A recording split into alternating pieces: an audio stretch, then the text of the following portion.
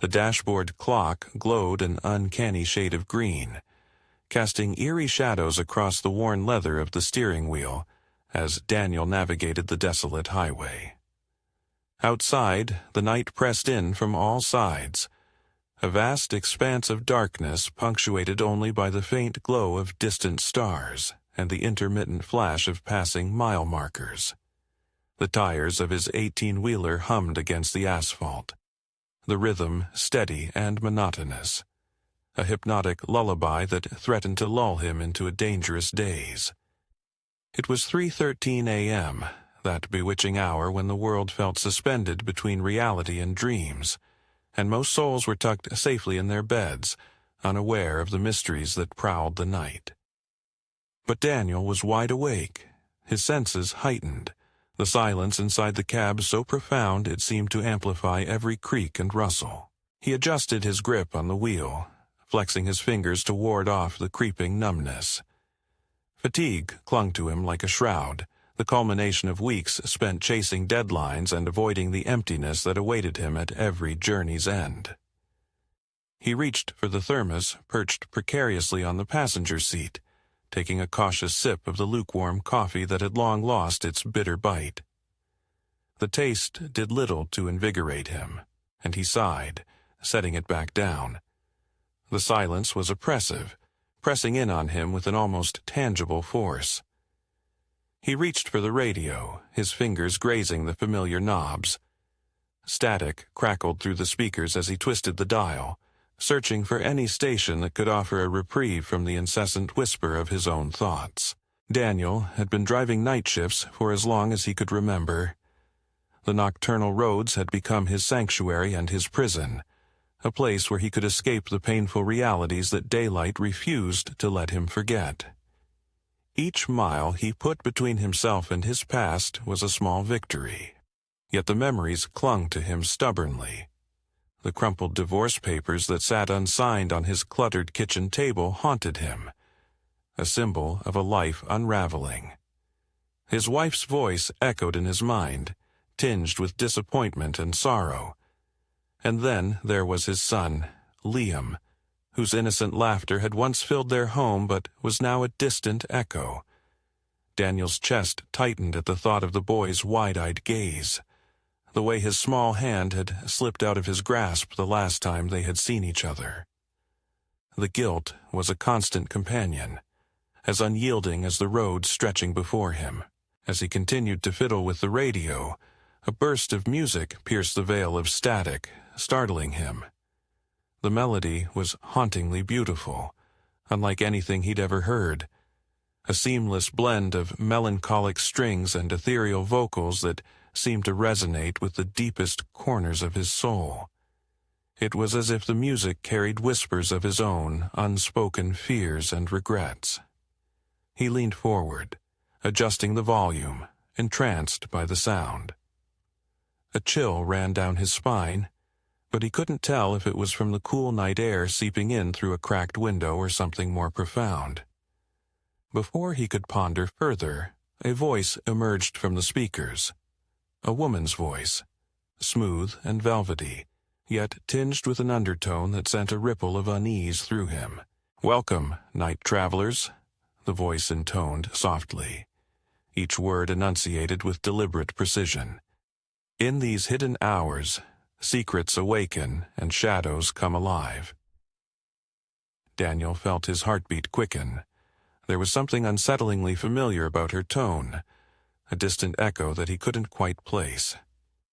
He glanced at the radio display, but it offered no station identification, just a series of flickering numbers that seemed to glitch and distort.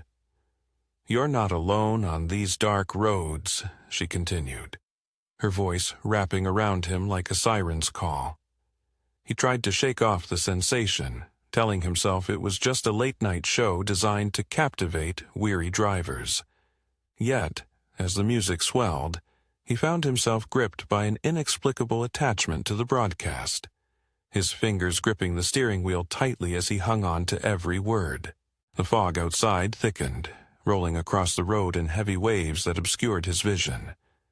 The headlights cut through the mist, illuminating twisted silhouettes of trees that lined the highway like silent sentinels. The air grew colder, and Daniel shivered, reaching to adjust the heater. As he did, the woman's voice pierced through the ambient sounds once more. "Tell me, dear listener, what haunts you in these silent moments?" she whispered. He hesitated, a lump forming in his throat. It was as if she were speaking directly to him, voicing the questions he dared not confront. The melody shifted, adopting a darker, more dissonant tone that mirrored the turmoil bubbling within him. The road ahead seemed to warp and bend, the lines on the pavement blurring as Daniel's focus wavered. Images flashed in his mind's eye. Memories he had long suppressed.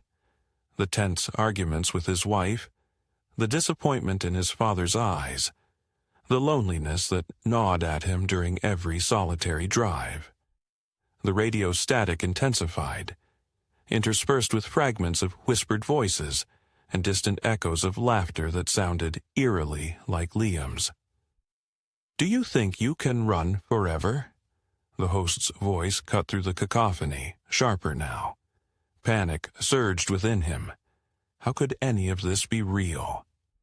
He glanced at his phone. No signal. The isolation pressed down on him, and for a moment he considered pulling over. But a compulsion drove him forward, an inexplicable need to see this journey through. Suddenly, a figure appeared on the side of the road ahead. A fleeting glimpse of a woman draped in a tattered dress, her arm outstretched as if beckoning him. Daniel's breath caught, and he blinked hard, but when he looked again, she was gone.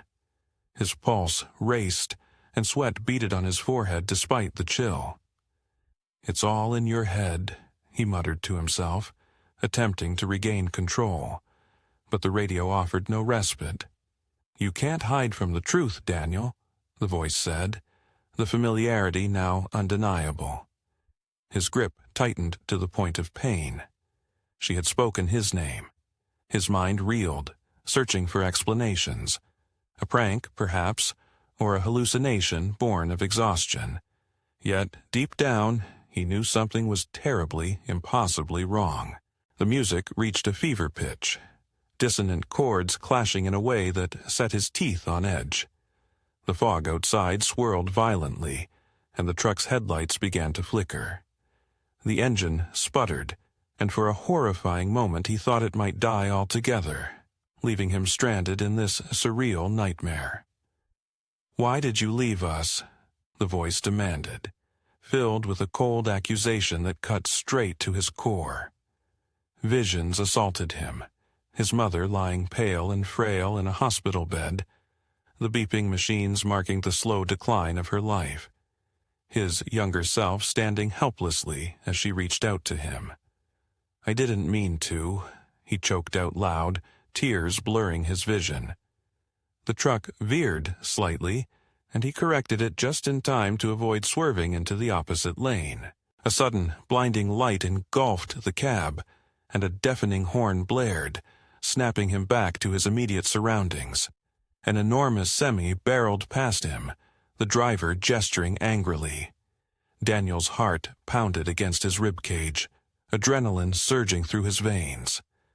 The realization of how close he'd come to catastrophe jolted him. Shaking uncontrollably, he guided the truck onto the shoulder, bringing it to an abrupt halt. Silence descended, broken only by the ragged sound of his breathing. He fumbled for the keys, killing the engine and with it the tormenting broadcast. Darkness enveloped him, but the oppressive weight seemed to lift ever so slightly. He closed his eyes, willing himself to steady his frayed nerves. A soft knock echoed from the passenger side window, startling him once more. His eyes snapped open to see the silhouette of a woman standing just outside. Her features were obscured, but there was something achingly familiar about her stance. Against every instinct screaming at him to ignore her, he unlocked the door. She climbed in slowly, her movements fluid and ghost-like. As she settled into the seat, the faint scent of lavender filled the air. a scent he hadn't encountered since childhood. She turned to face him, and the dim glow from the dashboard illuminated her face. Daniel's breath caught, and a profound sense of déjà vu overwhelmed him. It was his mother, just as he remembered her before illness had stolen her vitality. Her eyes, warm yet filled with sorrow, met his. "Mom?" he whispered, his voice barely audible. She offered a gentle smile, reaching out to place a hand over his. "You've been running for so long, Danny," she said softly, using the nickname she'd given him as a boy. "It's time to come home." Emotions swelled within him: grief, regret, a desperate longing for forgiveness. "I thought," he began, his voice breaking. She shook her head. "I never left you," she murmured. "I've always been here, waiting." The radio flickered back to life, the static forming words that intertwined with hers. "The past cannot be changed, but the future is yours to shape." Understanding dawned on him.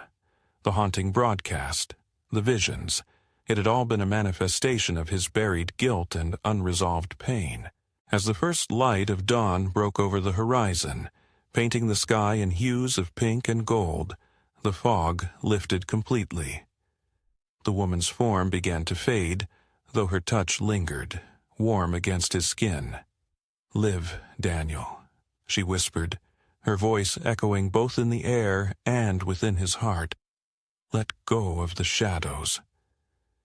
Tears streamed down his face, but they were cleansing, washing away the layers of sorrow that had enshrouded him for so long. He nodded, a silent promise to himself and to her. "I will," he vowed. The radio returned to its usual stations, the familiar chatter of morning hosts discussing trivial matters.